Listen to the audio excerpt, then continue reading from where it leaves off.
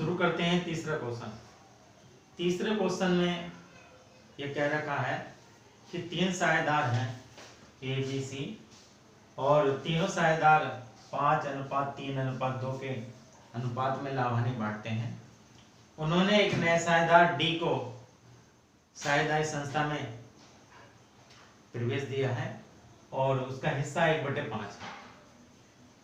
और क्वेश्चन में पूछा है कि नया लाभानी अनुपात और त्याग अनुपात की गणना करनी है। तो समझते हैं कैसे निकालेंगे नया लाभानी अनुपात और त्याग अनुपात। सबसे पहले उनका पुराना अनुपात दे रखा है 5:3:2 और जो नया साझेदार डी है उसका हिस्सा दे रखा है 1/5। अब सबसे पहले हम रिमेनिंग शेयर निकाल लेंगे। जो पुराने साझेदार हैं उनका हिस्सा निकाल लेंगे।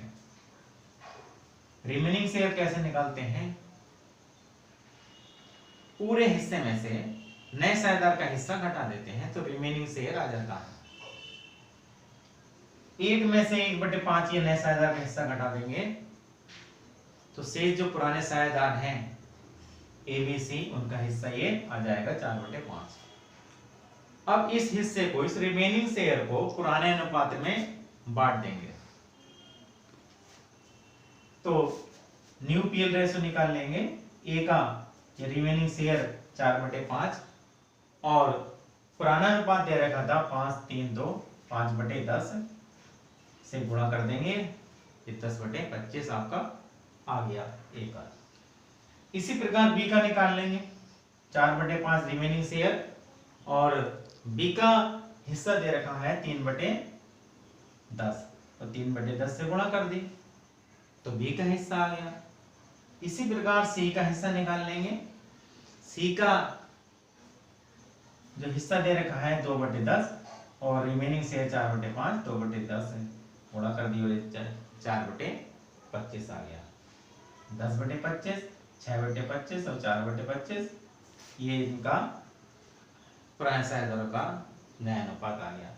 डी का दे रखा है तो डी नया साझेदार है 1/5 दे रखा है और उसका ये 5/25 हो जाएगा क्योंकि सबके हर बराबर रखने होते हैं हमें। तो 1/5 और 5/25 का एक ही मतलब होता है। इस प्रकार ये नया लाभानी अनुपात आपका आ गया 10:6:4:5। अब इसमें त्याग अनुपात और पूछा है, सैक्रिफाइसिंग रेशो भी पूछा है। सैक्रिफाइसिंग रेशो का क्या सूत्र है कि पुराना अनुपात में से नया अनुपात घटा देते हैं। लेकिन ध्यान ये रखना है अगर क्वेश्चन में नया अनुपात पुराना अनुपात दोनों अनुपात दे रखे हैं तभी उसको निकालिए, अन्यथा जो पुराना अनुपात है वही त्याग का अनुपात होगा। तो यहां अगर हम निकालेंगे सैक्रिफाइसिंग रेशो तो नए अनुपात में से पुराना अनुपात घटा देंगे तब भी उतना ही आएगा जितना पुराना अनुपात दे रखा है, क्योंकि यहां नए अनुपात की गणना हमने खुद की है। अगर नया अनुपात क्वेश्चन में दे रखा होता और पुराना अनुपात भी क्वेश्चन में दे रखा होता तो हमें निकालने की जरूरत पड़ती और सैक्रिफाइसिंग रेशो का सूत्र होता old PL ratio minus new PL ratio. अब यहां चाहे तो निकाल लीजिए, निकालेंगे तब भी इतना ही आएगा। तो ये पुराना अनुपात ही यहाँ त्याग का अनुपात हो जाएगा। तो प्यारे बच्चों ये आपकी समझ में आ गए होंगे कि किस तरह से निकलता है न्यू पीएल रेशो, किस तरह से निकलता है सैक्रिफाइसिंग रेशो।